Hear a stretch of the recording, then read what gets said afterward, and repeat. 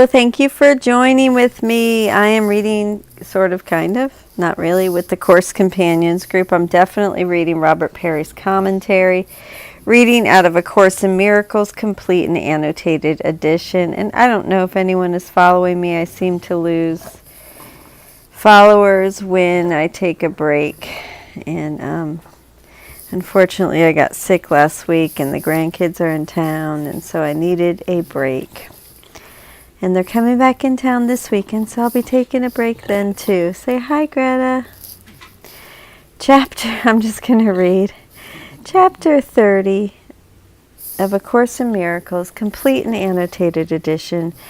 We are starting this today. It's the new beginning, and section 1, Rules for Decision, one of my favorite sections of A Course in Miracles. If you'd like to join me in prayer, dear Father, if left to my own devices, my perception will be skewed. I surrender to you everything that I think and feel. God, please take my past, plan my future, send your spirit to redeem my mind that I might be set free. May I be your channel, God, and serve the world. May I become who you would have me be, do what you would have me do, go where you would have me go, and say what you would have me say, and to whom, dear God. God, please allow me to set aside everything I think I know for an open mind and a new experience. With all things, God. A Course in Miracles, Chapter 30, Rules for Decision. You, God, myself, my brother, forgiveness, this world, everything, God. And so it is. Amen. All right, here we go. Chapter 30, A New Beginning, Section 1, Rules for Decision. The new beginning now becomes the focus of the curriculum. Footnote 1. The reference to a new beginning here alludes to a line in the paragraph immediately preceding this one, the last paragraph of the previous section. And dreams become a sign that you have made a new beginning, not another try to worship idols and to keep attack. And that's from chapter 29, section 10, paragraph 10, sentence 3. Right there. All right, and back to the text. The goal is clear, but now you need specific methods for attaining it. The speed by which it can be reached is individual, depending only on this: your willingness to practice every step. Each one will help a little every time it is attempted, and together will these steps lead you from dreams of judgment to forgiving dreams, and out of pain and fear. They are not new to you, but they are more ideas than rules of thought to you as yet. So now we need to practice them a while until they are the rules by which you live. We seek to make them habits now, so you will have them ready and for any need. Decisions are continuous. You do not always know when you are making them. But with a little practice in the ones you recognize, a set begins to form, which sees you through the rest. And we'll go down to footnote 2. A mental set is a tendency to approach situations in a particular way. Here, it is specifically a way of approaching decisions. And back to the text. It is not wise to let yourself become preoccupied with every step you take. The proper set, adopted consciously each time you wake, will put you well ahead. And if you find resistance strong and dedication weak, you are not ready. Do not fight yourself. Footnote 3. Do not fight yourself does not mean that you should give up. The fact that you are experiencing strong resistance simply means that you are not ready to have the day you want. You therefore need to spend more time getting ready for your day. This additional time is described in the very next sentences. But think about the kind of day you want and tell yourself there is a way in which this very day can happen just like that. Then try again to have the day you want. Thus, rather than fight against your resistance, you need to remind yourself of the benefits of adopting the proper mental set. And we'll go back to the text. Say hi. Hello. All right, back to the text. I apologize. So do not fight yourself, but think about the kind of day you want and tell yourself there is a way in which this very day can happen just like that. Then try again to have the day you want. The outlook starts with this: today I will make no decisions by myself. And I'm sorry, that's one. The outlook starts with this: today I will make no decisions by myself. Footnote 4, this means that you will be asking Holy Spirit what to do rather than deciding on your own. And back to the text. This means that you are choosing not to be the judge of what to do.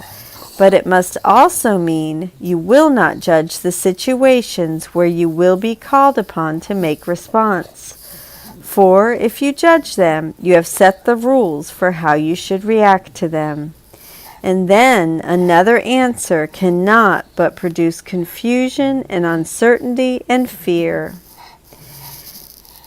This is your major problem now. You still make up your mind and then decide to ask what you should do. And what you hear may not resolve the problem as you saw it first. This leads to fear because it contradicts what you perceive, and so you feel attacked and therefore angry. There are rules by which this will not happen, but it does occur at first to everyone who listens well. Now we're going to 2, which is paragraph 5, 2. So the first rule of decision is the outlook starts with today I will make no decisions by myself. 2, throughout the day at any time you think of it and have a quiet moment for reflection, tell yourself again the kind of day you want, the feelings you would have, the things you want to happen to you, and the things you would experience.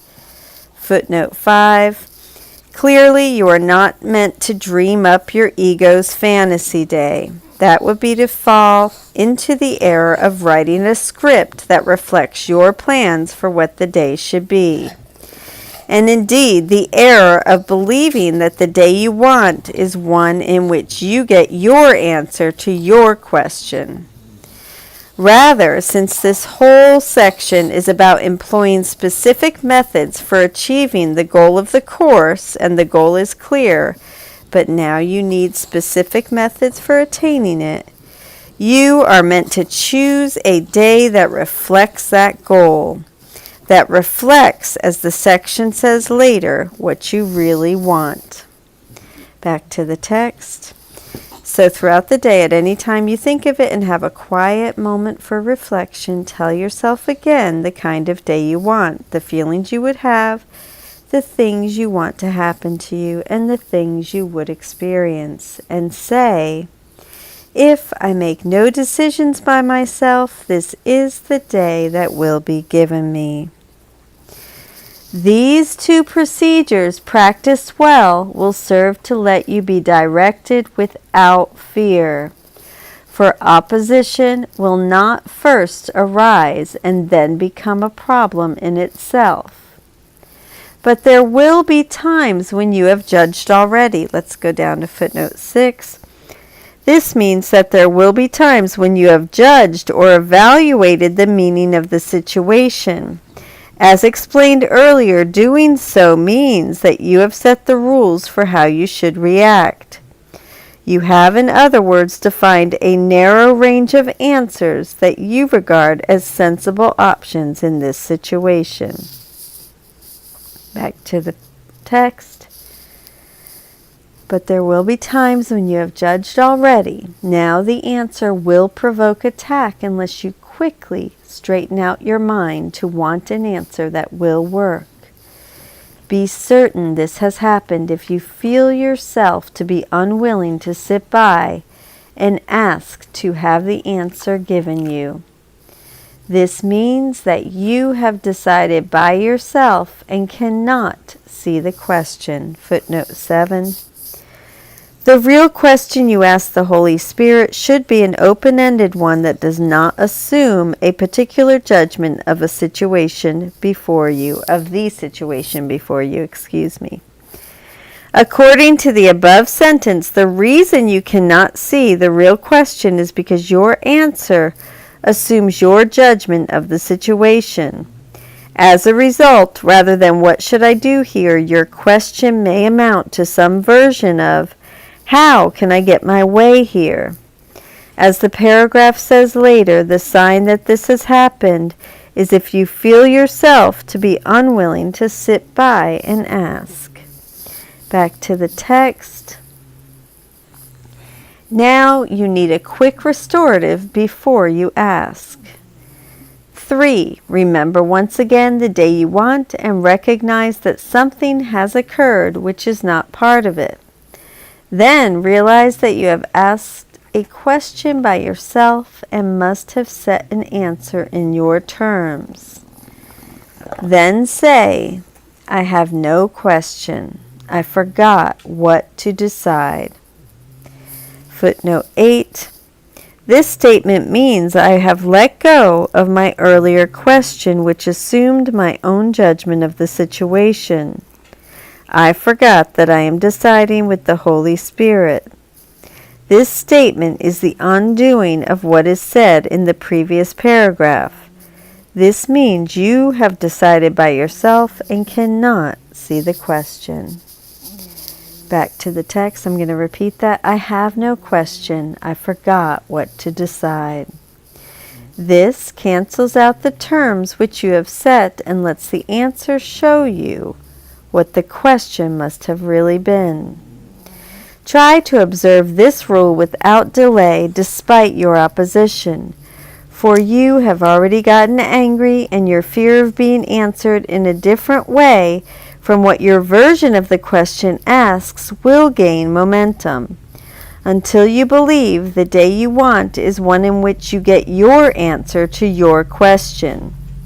And you will not get it, for it would destroy the day by robbing you of what you really want. This can be very hard to realize when once you have decided by yourself the rules which promise you a happy day. This can be very hard to realize when once you have decided by yourself the rules which promise you a happy day. But these decisions can still be undone by simple methods which you can accept. And this is Robert Perry's commentary on Chapter 30, The New Beginning, Day 343, which I am behind. Section 1, leave it down. Rules for Decision, paragraphs 1 through 9. This is a beloved section for many course students, and for good reason. It is an incredible section and an important one as well. I have always felt that here we see the text turn towards the workbook. At the same time, it is very difficult to discern the overall structure of what this section's asking us to do. Yet, once we see that structure, it becomes a priceless window onto how the Course sees the daily application of its teaching. Today's commentary will again be longer than normal because of the needs of laying out this whole structure. The previous section asked us to make a new beginning by moving from dreams of judgment to forgiving dreams. Given that our judgments give rise to the entire edifice of our lives, how do we leave them behind? For such a lofty goal, Jesus says we need specific methods for attaining it. This section will supply us with those methods. Once we are taught them, it is up to us to practice them and thereby turn them into habits, rules of thought by which you live. The specific methods taught in this section amount to a day of letting our decisions be guided by the Holy Spirit rather than our own judgments. How better to leave behind the dreams of judgment. Let's go ahead and try to have this day, both today and tomorrow, since the reading schedule divides the section in half.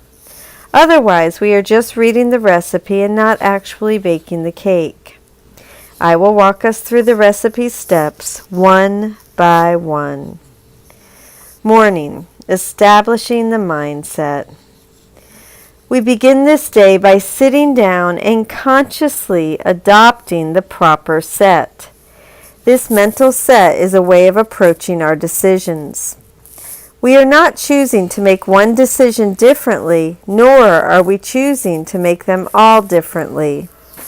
There are too many. They go by too fast. Rather, what we are doing is setting the dial of our minds toward the Holy Spirit rather than our judgments. Being the one to make our decisions and trusting that setting to see us through most of them. How do we set this dial? A key part of it, which is meant to diffuse resistance or opposition that might arise, is to think about what we might call our ideal spiritual day. I think somewhere inside we all have a sense of that day. My version is that I feel close to God. I feel the Holy Spirit's hand on my shoulder. I feel a sense of something timeless, something sublime in the air, almost as if the quality of the light is different.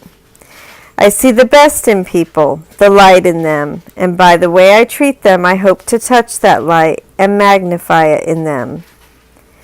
It is a day, therefore, in which I have holy encounters, in which both of us know that something truly meaningful, even holy, has passed between us. And it is a day in which all the minutiae actually feel like minutiae, too trivial to have any power to weigh me down or to chip away at my peace. Please take a minute to think about your ideal spiritual day. You can pause this video if you'd like, of course. I don't have to give you permission. Once you have, tell yourself there is a way by which this very day can happen just like that. Try to suspend disbelief. Try to let it in that you could have this exact day. Now realize the way in which you have that day is you turn to the Holy Spirit for your decisions. Say this line to yourself repeatedly with sincerity and joy. Today I will make no decisions by myself. Today I will make no decisions by myself. Today I will make no decisions by myself. This means that you are choosing not to be the judge of what to do. That part is obvious. We are letting the Holy Spirit decide what we do. But it must also mean that you will not judge the situations where you will be called upon to make response. This part is a surprise, but crucial. We habitually look on situations and judge what they mean. By doing so, we automatically establish a small range of options that are potentially apt. If I decide, for instance, that the meaning of this situation is that you are being annoying, then the acceptable options are to push back or escape, fight or flight. What happens then if I sit down and ask for guidance, and what I hear is neither fight nor flight? I'm going to think, how does this solve my problem? Or how does this solve the problem? It's as if the Holy Spirit is asking me to leave my problem unsolved. Keep letting it slap me in the face while I take care of His agenda. Instead, I'll therefore feel attacked by His answer. I not only have the other person still annoying me, but now the Holy Spirit is annoying me too. It's vital then that I start the day determined not to judge the meaning of the situations I enter. Throughout the day, renewing the mindset. We should not get up from our morning time until we have established that mindset. Once we do, and then launch ourselves into our day, what then? Obviously, we try to stand back and not judge situations, and then we turn within and ask what to do.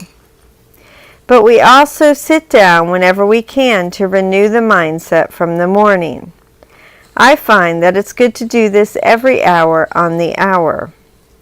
Throughout the day, at any time you think of it and have a quiet moment for reflection, repeat the 2 procedures from the morning, which is 1, remind yourself in detail of your ideal spiritual day, and then 2, tell yourself that you can have that day by making no decisions by yourself. And then say, if I make no decision by myself, this is the day that will be given me. Just as in the morning, seeing guided decision-making as a means to our ideal day will help keep inward opposition from arising. The quick restorative. Chances are, however, that inward opposition will arise. You will judge situations and will thereby set an answer in your terms. There is a great way to tell when this has occurred. Be certain that this has happened if you feel yourself to be unwilling to sit by and ask. If you're unwilling to ask for guidance because you have decided the only appropriate answers are fight or flight, and you just know the Holy Spirit is not going to say either one of those, so why even ask Him? Obviously, if the whole theme of the day is today I will make no decisions by myself, and you are now refusing to make decisions except by yourself, then you have abandoned the day you had planned. It's absolutely crucial then to face the fact that your day has been derailed and to get it back on track without delay despite your opposition. That's what the quick restorative is for. Jesus asks you to immediately sit down and repeat these words. I have no question. I forgot what to decide. What does this mean? Your question was really this. Which one of my options is right? To go back to my example, your question was, should I fight or flee? Your answer then was an implicit assertion that you are the one making the decision. You were saying, I'm in the driver's seat here. Which of the 2 options I've conclusively established is right? Thus, I have no question means I don't understand this situation enough to know which options are on the table. I don't even have a question and I forgot what to decide means I forgot that I was supposed to decide with the Holy Spirit. So, sit down and repeat these lines until your unwillingness to ask has subsided and you can return to the day you had planned, in which you make no decisions by yourself. Tomorrow, of course, we will cover the rest of the section, which deals with the possibility of even further resistance. But you have enough instructions to attempt this day today. Let's do it. Thank you for joining with me. I love you. Have a beautiful day.